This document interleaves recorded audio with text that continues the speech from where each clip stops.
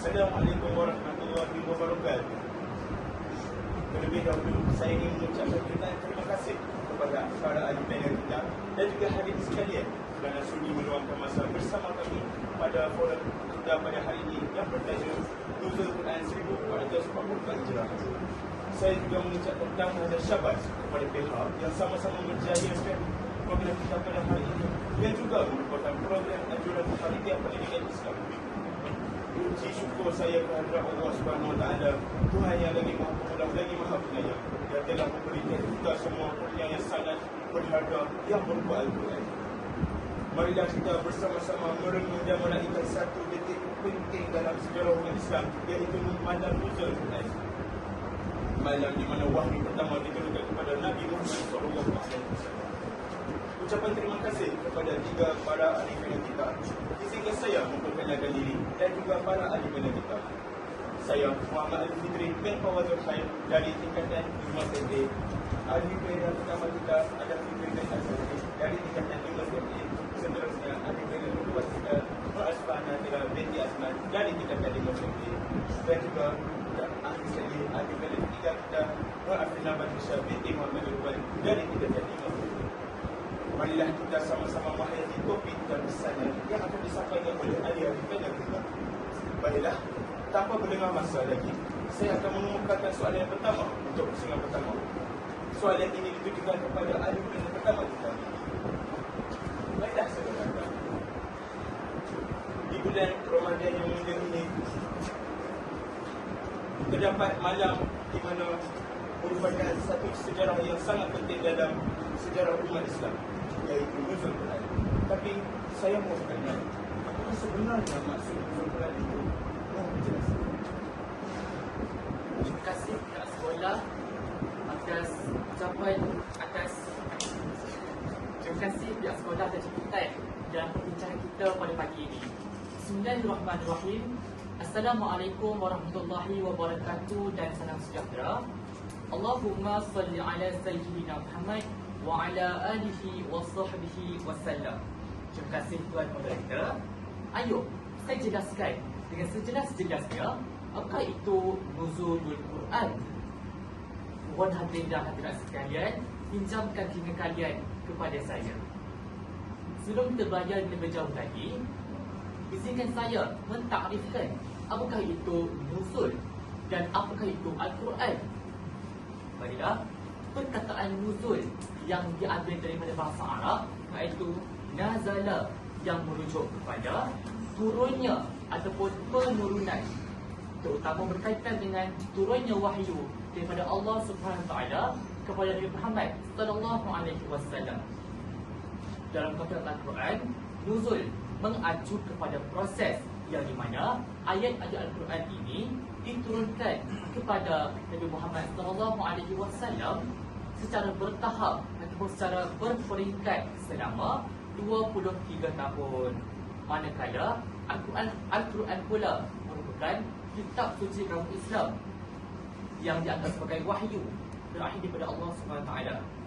Al-Quran berisi ajaran, petunjuk dan panduan bagi umat Islam dari segala aspek kehidupan. Contohnya, perisian Al-Quran terdiri daripada yang pertama, surah. Al-Quran terbahagi kepada 114 surah ataupun bab. Setiap surah memiliki tema dan pesan yang tersendiri. Yang kedua pula, ayat. Surah-surah dibahagi kepada menjadi ayat-ayat yang merupakan satuan terkecil dari Al-Quran. Al-Quran terdiri daripada ribuan ayat yang berisi petunjuk dan ajaran bagi umat Islam. Yang ketiga pula, tajwid. Ilmu yang mempelajari cara membaca Al-Quran dengan benar dan menghormati kaedah-kaedah tata bahasa Arab. Dan yang terakhir sekali iaitu tafsir. Penjelasan ataupun interpretasi tentang makna ayat-ayat Al-Quran. Banyak ulama Islam mengatakan bahawasanya yang telah menulis tafsir Quran bantu umat Islam memahami pesan yang terkandung dalam Al-Quran. Al-Quran juga dianggap sebagai sumber utama hukum dan spiritual bagi umat Islam, serta menjadi pedoman hidup bagi umat Islam khususnya di dunia. secara konseptualnya, nuzulul Quran merujuk kepada penurunan ataupun turunnya ayat-ayat Al-Quran daripada Allah Subhanahu Wa Taala kepada Nabi Muhammad sallallahu alaihi wasallam melalui perantara iaitu malaikat Jibril. Berikut adalah sejarah penurunan Al-Quran secara berperingkat. Ayat Al-Quran yang turun adalah ayat surah Al-Alaq 1 hingga 5. Turunnya ayat ini menjadi tanda awal kenabian Nabi Muhammad SAW. Selain itu, turunnya Al-Quran ini menjadi awal dari perjuangan menyebarkan agama Islam di Jazirah Arab. Al-Quran pertama kali turunkan di Gua Hira sebelah utara pada 17 Ramadan 610 Masihi. Oleh kerana itu, nuzulul Quran diperingati oleh semua umat Islam di dunia pada malam ke-17 Ramadan. Dalam proses ini, turunnya Al-Quran terdiri dibagi kepada dua tahap, iaitu yang pertama, Al-Quran diturunkan secara lengkap di malam Lailatul Qadar dari Lauh Mahfuz ke langit dunia. Al-Quran diturunkan kepada Nabi Muhammad SAW secara bertahap ataupun berperingkat. Turunnya Al-Quran ini dibahagi lagi kepada dua tempoh, iaitu tempoh Mekah dan tempoh Madinah. Selama tempoh Makkiyah ini ataupun Mekah ini, pada umumnya ayat yang turunkan berisi tentang akidah umat Islam dan tauhid, iaitu dasar ajaran agama Islam. Pada tempoh ini terdapat 86 muka surat yang diturunkan selama 12 tahun 5 bulan. Sedangkan ayat yang turun di Madinah iaitu Makkiyah, iaitu Madiniyah, umumnya berkaitan dengan muamalah, iaitu hubungan manusia sebagai makhluk sosial, syariat, aturan dalam kehidupan Islam dan hukum Islam. Pada tempoh ini, hijrahnya Nabi Muhammad SAW ke Madinah, terdapat 28 surat yang diturunkan selama 9 tahun 9 bulan. Selesai perkara itu, yang kedua pula, usai diturunkan ke langit dunia, Al-Quran diturunkan kepada Nabi Muhammad SAW secara bertahap melalui malaikat Jibril. Ayat yang pertama kali diturunkan oleh Allah iaitu surah Al-Alaq 1 hingga 5 menjadi awal tanda-tanda kenabian Nabi Muhammad SAW. Selain itu, waktu turunnya Al-Quran ini juga menjadi awal penyebaran agama Islam. Saat itu, Nabi Muhammad SAW sedang menyepi untuk menenangkan diri. Pada saat itu jugalah wahyu pertama ini turun. Rasulullah SAW tidak pernah membaca. Oleh kerana itu, Allah SWT memerintahkan Nabi Muhammad untuk membaca melalui surah Al-Alaq, iaitu bacalah dengan menyebut nama Tuhanmu yang telah menciptakan. Dia telah menciptakan manusia dari segumpal darah. Bacalah, dan Tuhanmu lah yang Maha Pemurah, yang mengajarkan manusia dengan pengantaraan kalam. Dia mengajar kepada. Setelah ayat ini, Al-Quran turun secara bertahap selama 23 tahun. Setiap ayat diturunkan menyesuaikan dengan masalah-masalah sosial, krisis moral, keagamaan, kisah-kisah para Nabi, hingga hikmah yang terjadi di masa Nabi. Ayat Al-Quran yang terakhir diturunkan adalah surah Al-Ma'idah ayat kelima. Ayat ini turun sesudah waktu asar pada hari Jumaat di Padang Arafah saat musim haji terakhir. Itu sahaja yang saya kongsikan pada kali ini. Terima kasih. Saya pulangkan hingga anda sebentar tadi. Kembali kepada moderator. Begitu padat sekali jawapan ahli pertama kita yang telah menerangkan penjelasan yang sangat jelas kepada kita tentang penting nuzul Quran. Nuzul Quran bukan sekadar peristiwa sejarah biasa. Ini merupakan peristiwa yang menunjukkan rahmat dan kebijaksanaan Allah SWT kepada manusia. Malam Lailatul Qadar yang terjadi pada bulan Ramadan adalah saat diturunkannya Al-Quran dari Lauhul Mahfuz ke langit dunia.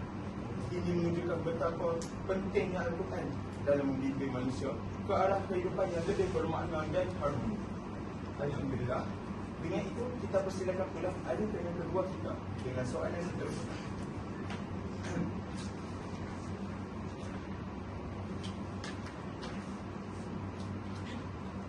Baiklah, saudari Asmana.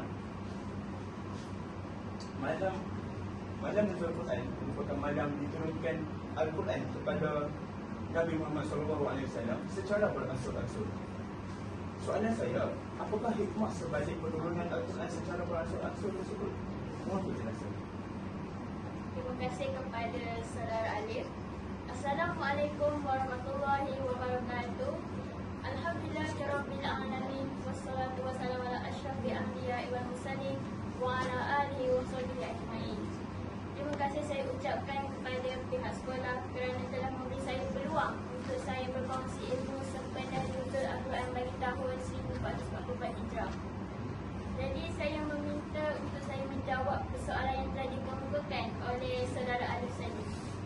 Seperti yang kita tahu, Al-Quran merupakan mukjizat agung yang diturunkan khusus buat umat Nabi Muhammad SAW.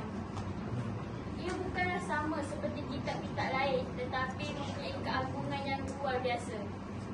Antaranya mampu membimbing manusia ke jalan yang benar, menjadi hujah yang ampuh buat Nabi Muhammad SAW dan mampu melembutkan hati yang keras. Al-Quran diturunkan kepada Nabi Muhammad SAW dalam tempoh lebih 23 tahun. Para ulama telah menyebutkan beberapa hikmah dan rahsia penurunan Al-Quran secara beransur-ansur, bukannya sekaligus. Antara hikmah yang telah disebutkan oleh para ulama ialah menetapkan hati Nabi Muhammad SAW. Hal ini adalah dengan menceritakan kisah kesabaran Nabi-Nabi terdahulu dalam menghadapi tentangan kaumnya. Dalam surah Hud ayat yang ke-120, Allah berfirman, dan semua kisah dari Rasul-Rasul kami ceritakan kepadamu Muhammad, kisah-kisah yang dengannya kami teguhkan hatimu, dan dalam surah ini telah datang kepadamu kebenaran serta pengajaran dan peringatan bagi orang-orang yang beriman. Seterusnya, Al-Quran juga diturunkan untuk berperingkat dalam mendidik umat. Cara sebegini berlaku dalam Al-Quran berkaitan adat, muamalat serta persoalan makan dan minum. Manakala perkara yang berkaitan akidah dan akhlak tiada berperingkat. Sebagai contoh, pengharaman arak adalah secara beransur-ansur. Ia bermula dengan ayat Al-Quran yang menceritakan tentang keburukan arak. Dalam surah Al-Baqarah ayat yang ke-219, Allah berfirman, mereka bertanya kepadamu tentang khamar dan judi. Katakanlah, pada keduanya terdapat dosa yang besar dan beberapa manfaat bagi manusia. Tetapi dosa keduanya lebih besar dari manfaatnya. Dan mereka bertanya kepadamu apa yang mereka nafkahkan. Katakanlah, yang lebih daripada keperluan. Demikianlah Allah menerangkan ayat-ayatnya kepadamu supaya kamu berfikir. Selain itu, diturunkan ayat Al-Quran yang menjelaskan lagi pada ayat lain tentang larangan mendekatkan diri dengan solat sekiranya di dalam keadaan mabuk. Dalam surah Al-Nisa ayat yang ke-43, Allah berfirman, wahai orang-orang yang beriman, janganlah kamu solat sedang kamu dalam keadaan mabuk, sehingga kamu mengerti apa yang kamu ucapkan. Jangan pula hampiri masjid sedang kamu dalam keadaan junub, kecuali sekadar berlalu sahaja hingga kamu mandi. Dan akhir sekali, barulah diharamkan secara mutlak. Dalam surah Al-Baqarah ayat yang ke-90, Allah berfirman, hai orang-orang yang beriman, sesungguhnya meminum khamar, berjudi, berkorban untuk berhala, mengundi nasib dengan panah adalah termasuk perbuatan syaitan. Maka jauhilah perbuatan-perbuatan itu agar kamu mendapat keberuntungan. Samping itu pula, Al-Quran diturunkan secara beransur untuk memberi jawapan kepada orang yang bertanya. Nabi Muhammad SAW menjawab persoalan yang dikemukakan oleh ahli kitab, orang kafir dan orang muslim.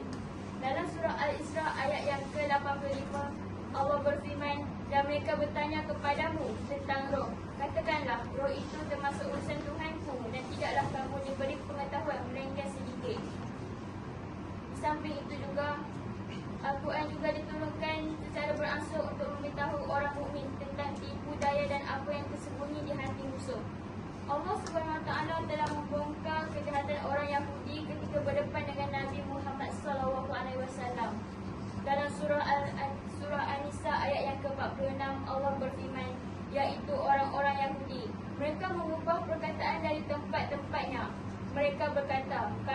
mendengar. Tetapi kami tidak mahu menurutinya. Dan mereka mengatakan pula, dengarlah, sedang kamu sebenarnya tidak mendengar apa-apa. Dan mereka mengatakan, ra'ina, dengan memutar-mutar lidahnya dan mencela agama.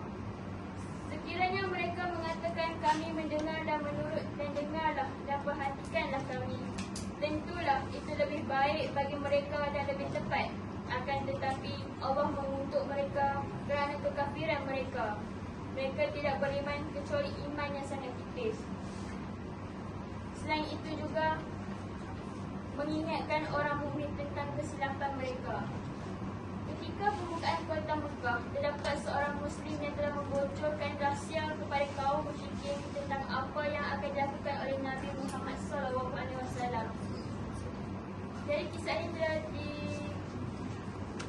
ini telah berada dalam surah Al-Mumtahanah ayat yang pertama. Allah telah menegur mereka bagi firman-Nya, wahai orang-orang yang beriman, janganlah kamu mengambil musuhku dan musuhku menjadi teman-teman setia yang kamu sampaikan kepada mereka berita-berita Muhammad kerana rasa kasih sayang. Padahal sesungguhnya mereka telah ingkar kepada kebenaran yang datang kepadamu. Mereka mengusir Rasul dan mengusir kamu kerana kamu beriman kepada Allah Tuhanmu. Jika kamu benar-benar keluar untuk berjihad di jalanku dan mencari keredoanku, janganlah kamu berbuat demikian. Kamu memberitahukan secara rahsia berita-berita Muhammad kepada mereka kerana rasa kasih sayang. Aku lebih mengetahui apa yang kamu sembunyikan dan apa yang kamu nyatakan. Dan barang siapa di antara kamu yang melakukannya, maka sesungguhnya dia tersesat dari jalan yang lurus. Selain itu, memberi petunjuk bahawa Al-Quran itu adalah kalam Allah yang mempunyai mukjizat. Kesemua ayat Al-Quran itu mempunyai gaya bahasa yang tinggi dan indah. Gaya bahasa Al-Quran juga berbeza dengan kitab-kitab agama lain yang kadang-kadang tinggi dan kadang-kadang rendah. Dalam surah An-Nisa ayat yang ke-82 Allah berfirman, maka apakah mereka tidak memperhatikan Al-Quran? Kalau kiranya Al-Quran itu bukan dari sisi Allah, tentulah mereka mendapat pertentangan yang banyak di dalamnya. Akhir sekali, Al-Quran juga diturunkan secara beransur-ansur untuk memudahkan para sahabat untuk menghafaz. Jika Al-Quran diturunkan sekaligus, sukar bagi orang Muslim ketika untuk memahami dan menghafaznya.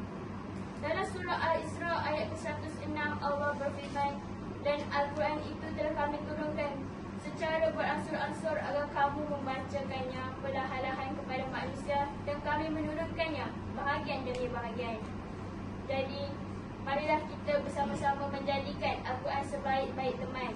Janganlah membaca apabila kita terasa lapang sahaja, tetapi lapangkanlah masa untuk membacanya. Jadi, wallahu a'lam, saya serahkan semula kepada saudara Alif. Pada mata pelaksanaan panel kedua kita, Al-Quran diturunkan secara beransur kerana merupakan garis panduan yang sesuai dengan kehidupan manusia. Panduan itu sesuai sepanjang zaman.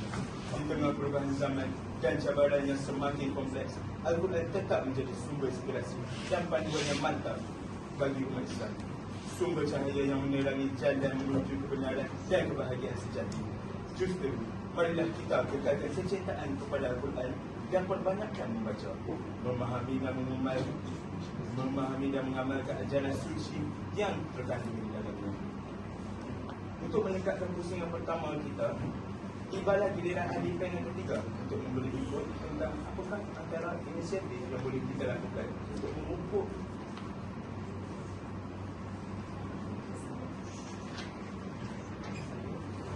maafkan saya. Baiklah saudara Afina, bagaimanakah Al-Quran dapat menyelesaikan masalah yang sedang dihadapi oleh umat Islam? Mohon penjelasan. Terima kasih Tuan Moderator. Assalamualaikum warahmatullahi wabarakatuh. Allahumma salli ala sayyidina Muhammad wa ala alihi wa sahbihi wasallam. Terima kasih kerana telah memberi peluang untuk saya memberi penjelasan tentang bagaimanakah Al-Quran ini dapat membantu umat Islam dalam menjalani hidup, iaitu macam memperbaiki masalah hidup lebih kurang macam itulah. Jadi Al-Quran merupakan paduan dan rujukan terpenting yang mengandungi pelbagai aspek dalam kehidupan. melalui membaca dan memahami isi Al-Quran tersebut, isi Al-Quran kalam Allah itu, ia dapat menjadi inspirasi dan pemangkit semangat bagi masyarakat Islam untuk mencapai kejayaan di dunia maupun di akhirat. Penghayatan terhadap mesej yang berada dalam Al-Quran tersebut dapat menyuntik menjadi motivasi diri untuk pelbagai golongan umur dan usia.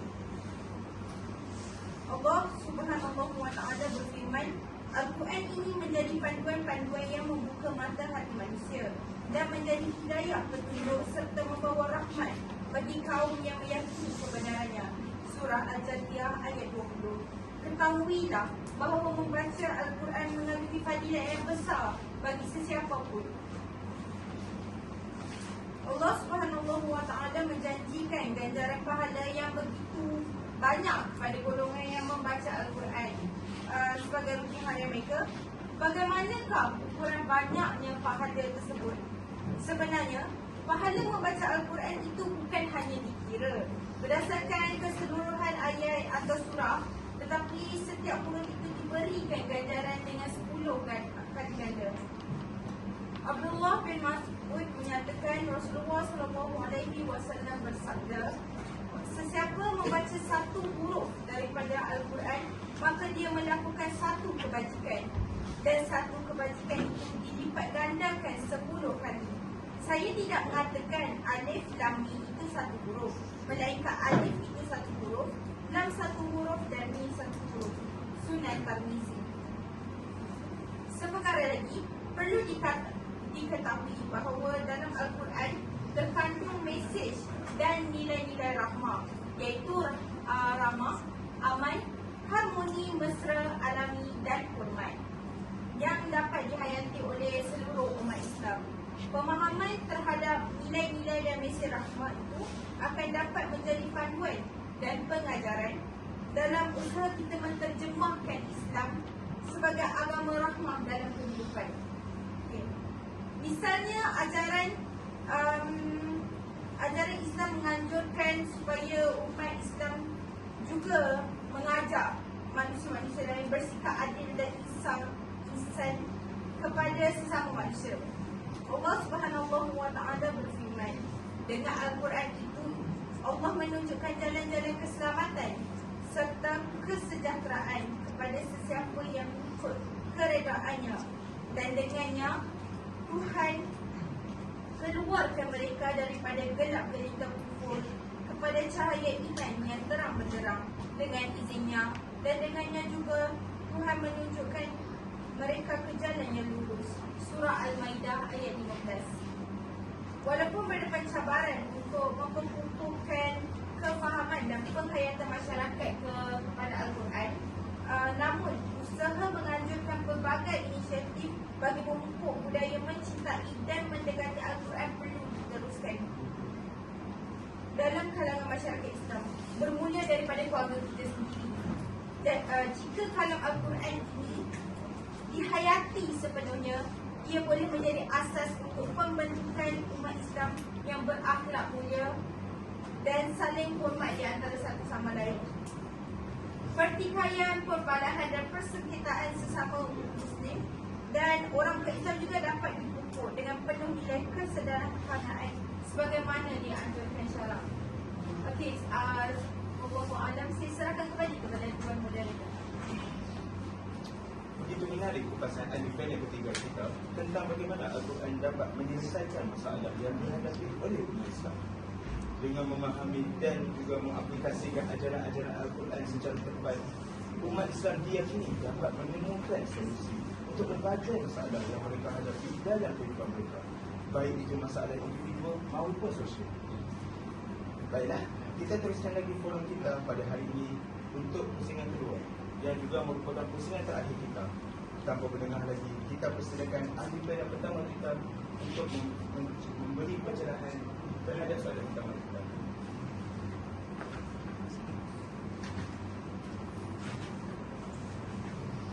Baiklah saudara agama, saya nak tanya, mengapakah kita kena menyambut dan mengambil terlibat tentang nuzul Quran? Apakah keistimewaan Al-Quran tersebut? Mohon dijelaskan. Baiklah, terima kasih Tuan Melinda. Saya ingin terus menjawab persoalan ini. Nuzul Quran adalah sebuah peristiwa yang wajib diperingati oleh semua umat Islam dan layak dan mesti disebut oleh semua umat Islam di dunia. Nuzul Quran adalah hal penting dalam agama Islam yang layak disambut dan diperingati oleh semua umat Islam. Yang pertama, ketekunan dan kesabaran. Perjalanan wahyu Al-Quran berlangsung selama 23 tahun, menunjukkan pentingnya ketekunan dan kesabaran dalam mencapai tujuan. Ini mengajarkan kita untuk tidak menyerah di tengah jalan dalam mengerjakan kebaikan dan kesempurnaan. Salah satu tokoh pemikir Islam yang paling berpengaruh, iaitu Imam Al-Ghazali, juga mencontohi kesabaran dan ketekunan Nabi Muhammad SAW sebagai contoh yang harus diikuti oleh semua umat Islam. Beliau menekankan pentingnya kesabaran dan ketekunan dalam menghadapi ujian dan cubaan dalam hidup ini, dan bahawa kesabaran Nabi adalah contoh yang sempurna pada hari ini kepada Dewan. Baiklah, yang kedua pula, sebagai pedoman hidup. Al-Quran adalah pedoman utama bagi umat Islam dalam menjalani kehidupan mereka. Merayakan nuzulul Quran adalah cara untuk menghargai dan memperdalamkan pemahaman terhadap ajaran-ajaran Islam seperti Al-Quran serta menerapkan dalam kehidupan sehari-harian. Salah satu hadis yang mengilustrasikan pentingnya menerapkan ajaran Al-Quran dalam kehidupan sehari-harian adalah hadis yang diriwayatkan oleh Abu Dawud, iaitu An Abdillahi wa Amri al-Rasulillahi Masala alaiha waslam Qala Khalsa. Yang tiga pula, dapat meningkatkan hubungan dengan Al-Quran. Merayakan nuzulul Quran membantu umat Muslim meningkatkan hubungan spiritual mereka dengan Al-Quran. Ini adalah kesempatan untuk kita membaca, merenungkan dan mempelajari Al-Quran dengan lebih mendalam. Salah satu surah ayat Al-Quran yang menekankan pentingnya beramal dengan Al-Quran adalah surah Al-Baqarah ayat 112, iaitu orang-orang yang kami berikan kepada mereka Alkitab, mereka mengikutinya dengan sebenar-benarnya. Mereka itulah orang-orang yang beriman kepadanya. Dan barang siapa kafir terhadap Al-Quran, mereka itulah orang-orang yang rugi. Dan yang terakhir sekali, iaitu istiqamah dari ibadah. Proses wahyu yang berlangsung selama 23 tahun ini menunjukkan pentingnya beristiqamah dalam beribadah.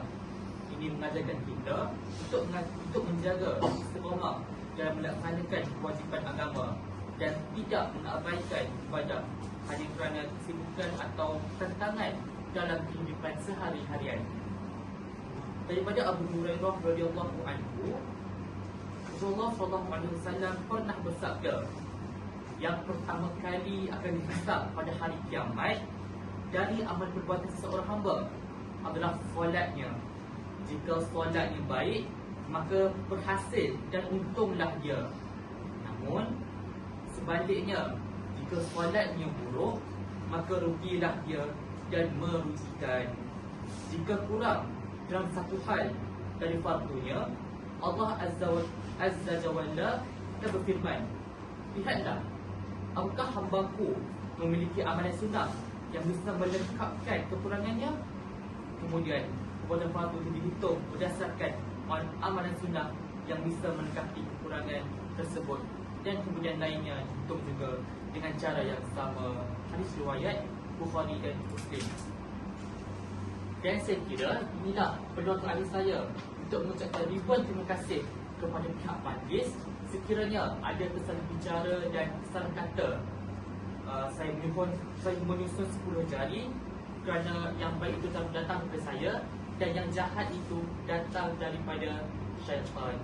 Terima kasih. Begitu menarik pasal ayat yang pertama juga tentang ikhbar sambutan betul dengan mengambil titik, maafkan saya, dengan mengambil titik daripada peristiwa nuzul Quran, umat Islam dapat memperkuatkan iman mereka, meningkatkan pemahaman agama dan memperdalamkan lagi hubungan spiritual dengan Allah Subhanahu Wa Taala. Ini adalah waktu yang baik untuk merefleksikan betapa besar nikmat dan petunjuk yang diberikan kepada umat manusia melalui Al-Quran. Baiklah, kita teruskan lagi forum kita pada hari ini untuk ahli panel kedua pula. Tanpa berlengah masa lagi, kita akan persilakan ahli, maafkan saya, kita akan persilakan ahli panel kedua kita untuk pusing, untuk pusing yang kedua. Baiklah, saudara semuanya, bulan Ramadan merupakan bulan yang digalakkan untuk umat Islam melakukan pelbagai amalan ibadah seperti solat dan lain-lain. Tetapi antara amalannya itu ialah membaca Al-Quran. Tapi saya mahu bertanya, apakah kelebihan sebagai pembacaan Al-Quran dan apakah kelebihannya sekiranya setiap umat Islam mengamalkannya? Persilakan. Terima kasih kepada saudara Alif. Saya akan cuba jawab semampunya. Jadi, sebenarnya membaca Al-Quran ini telah memberi banyak kelebihan kepada umat Islam. Malah kelebihannya juga amat menakjubkan dan memberi kesan yang besar kepada manusia. Jadi terdapat beberapa kelebihan membaca Al-Quran yang ingin saya kongsikan. Antara kelebihannya adalah mendapat petunjuk kepada kebenaran. Membaca Al-Quran memberikan manusia petunjuk untuk kembali kepada kebenaran seperti dalam firman Allah SWT dalam surah Al-Ma'idah ayat yang ke-16 yang bermaksud dengan Al-Quran itu Allah menunjukkan jalan-jalan keselamatan serta kesejahteraan kepada sesiapa yang mengikut keredoannya. Dan dengannya Tuhan keluarkan mereka daripada gelap gelita kufur kepada cahaya iman yang terang benderang. Dengan izinnya dan dengannya juga Tuhan menunjukkan mereka ke jalan yang lurus. Yang kedua pula, memperoleh syafaat pada hari kiamat. Al-Quran akan memberi syafaat kepada orang yang membaca dan mengamalkannya, malah menghindar dan membela mereka daripada azab kubur dan memberikan keutamaan menaiki tangga kemuliaan di sisi Allah SWT. Dalam hadis riwayat Muslim, Rasulullah SAW bersabda, bacalah Al-Quran, sesungguhnya ia akan datang pada hari kiamat sebagai syafaat kepada pembacanya. Yang ketiga pula, orang yang membaca Al-Quran akan mendapat pahala. Orang yang suka membaca dan menyebut ayat-ayat Al-Quran akan mendapat kelebihan pahala bagi menandakan kemuliaan mereka di sisi Allah, seperti yang diriwayatkan oleh Sayyidatina Aisyah radhiyallahu anha bahawa Nabi SAW bersabda, seseorang yang lancar membaca Al-Quran akan bersama para malaikat yang mulia dan sentiasa taat kepada Allah. Adapun yang membaca Al-Quran dan susah untuk menyebut bacaan tersebut, maka baginya 2 pahala. Hadis riwayat Muslim. Allah SWT juga menjanjikan pahala yang amat besar dan kelebihan kepada orang yang membaca Al-Quran serta menjadikan Al-Quran bacaan utama dalam kehidupan hariannya. Dalam hadis riwayat Tirmizi, Rasulullah SAW bersabda, sesiapa yang membaca 1 huruf daripada Al-Quran, maka baginya diberi 10 pahala dan ditambah 10 lagi kebajikan seumpamanya. Tidak aku katakan alif lam mim itu 1 huruf, akan tetapi alif 1 huruf, lam 1 huruf dan mim 1 huruf. Yang terakhir pula, mendapat ketenangan jiwa.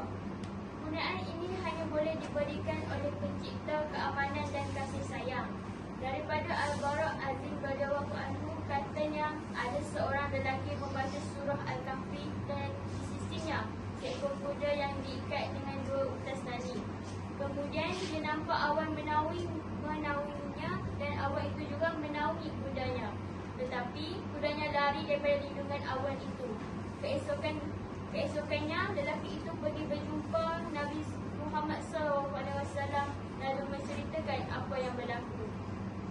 Rasulullah SAW kemudian bersabda, perkara yang berlaku kepada engkau itu adalah al-sakinah, ketenangan dan rahmat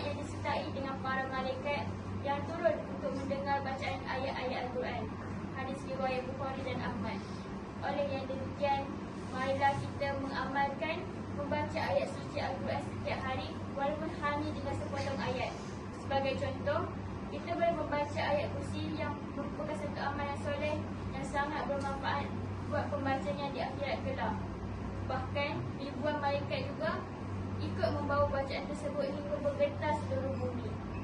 Jadi, terlalu banyak ganjaran yang Allah berikan kepada kita. Semoga kita bersama-sama mengamalkan membaca Al-Quran setiap hari kerana kita amat berhajat pada pahala kebaikannya, ketenangannya yang menembusi jiwa dan raga. Juga, kita sentiasa mendapatkan kebahagiaan yang kekal abadi syurga Firdaus. Jadi, saya ingin menyusun 10 jari memohon maaf atas segala kekurangan saya. Dari wallahu alam, saya serahkan kepada saudara Alif. Terima kasih saudara Asfana. Sungguh besar nikmat membaca Al-Quran. Semoga amalan membaca Al-Quran subur dan menjadi amalan setiap hari kita. Maafkan saya. Semoga amalan membaca Al-Quran subur dan menjadi amalan setiap dari kita. Al-Quran sebagai panduan hidup umat Islam mempunyai peranan yang sangat penting dalam menjaga keutuhan dan juga keberkatan hidup kita. Melalui ajaran yang terkandung di dalamnya, Al-Quran mengajarkan belas kasihan, kedamaian, keadilan dan kesederhanaan. Al-Quran memberikan arahan yang jelas kepada manusia dalam berinteraksi antara satu sama lain dengan alam maupun dengan pencipta. Baiklah, untuk maafkan saya. Baiklah, untuk soalan seterusnya saya tunjukkan kepada ahli panel ketiga kita. Baiklah, saudari Afrina. Pada bulan Ramadan ini, apakah antara inisiatif yang dapat kita lakukan untuk memupuk semangat dan juga minat dalam membaca Al-Quran? Mohon penjelasan. Terima kasih Tuan Moderator. Jadi saya akan terus pada isi antara inisiatif yang boleh kita lakukan untuk menarik minat lebih ramai orang untuk membaca Al-Quran. Pertama, pada pendapat saya, kita boleh membawa anak-anak muda atau menggalakkan anak-anak muda seluruh golongan usia untuk bersama-sama pergi ke masjid untuk bersama-sama mengaji Al-Quran, membaca, meluangkan masa yang kita ada di dunia ini bersama dengan Al-Quran. Itu salah satu perkara yang boleh kita lakukan. Contoh macam lepas habis kita mengerjakan ibadah, jangan hanya mengerjakan ibadah solat dan terus pergi. Kan? Kita perlulah mengambil sebanyak peluang yang kita ada di masjid untuk membaca Al-Quran dan melakukan pelbagai perkara di masjid. Kedua, kita boleh mengadakan pertandingan seperti pertandingan membaca Al-Quran, hafazan, tilawah contohnya, untuk menggalakkan lagi anak-anak muda untuk terus membaca Al-Quran dan tidak melupakan Al-Quran. Anggaplah Al-Quran ini sebagai pendamping hidup kita, pendamping hidup kita di dunia maupun di akhirat ya. Okey, seterusnya dari segi penggunaan teknologi, seperti yang kita tahu pada zaman milenial ini, kita sering menggunakan telefon pintar untuk mencari maklumat semua. Kita boleh gunakan telefon pintar tersebut untuk mencari maklumat lebih banyak tentang Al-Quran. Dan kita boleh mewar-warkan pembacaan ayat Al-Quran di media sosial, di website seperti aplikasi seperti TikTok, Instagram dan WhatsApp. Bukan sahaja kita boleh gunakan untuk berkomunikasi, kita boleh gunakan untuk pelbagai kebaikan, untuk menyebarkan lagi tentang Al-Quran buat seluruh umat Islam. Seterusnya kita boleh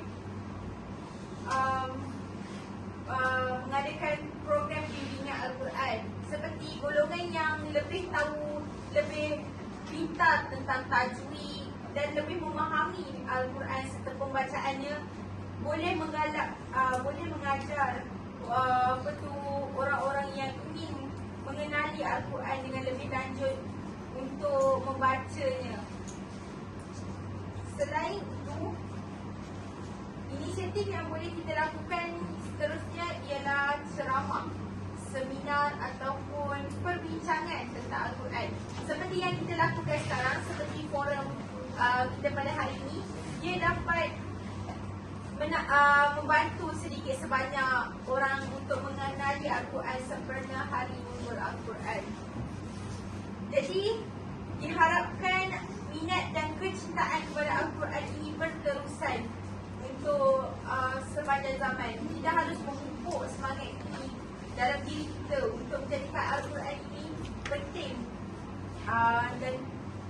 dan harus dalam hidup kita. Jadi terima kasih banyak-banyak saya ucapkan kepada pihak sekolah yang memberikan peluang, dan saya memohon maaf kepada semua jika ada salah dan silap dalam perbicaraan saya. Saya serahkan kembali kepada Tuan Moderator. Terima kasih ahli panel ketiga kita dengan menerapkan inisiatif seperti yang dinyatakan oleh ahli panel kita, diamalkan secara konsisten dan terus menerus, diharapkan dapat membantu memupuk minat dan motivasi dalam membaca Al-Quran serta memperdalamkan lagi pemahaman tentang ajaran-ajaran yang terkandung di dalamnya. Dengan itu, maka forum kita pada hari ini melaporkan. Saya selaku moderator memohon maaf atas kesilapan, kekurangan-kekurangan itu dari saya sendiri dan sempurna itu dari Allah Subhanahu Wa Taala. Semoga Allah Subhanahu Wa Taala sentiasa memberkati langkah kita dalam menjalani kehidupan yang penuh keberkatan dan juga kemuliaan. Wassalamualaikum warahmatullahi wabarakatuh.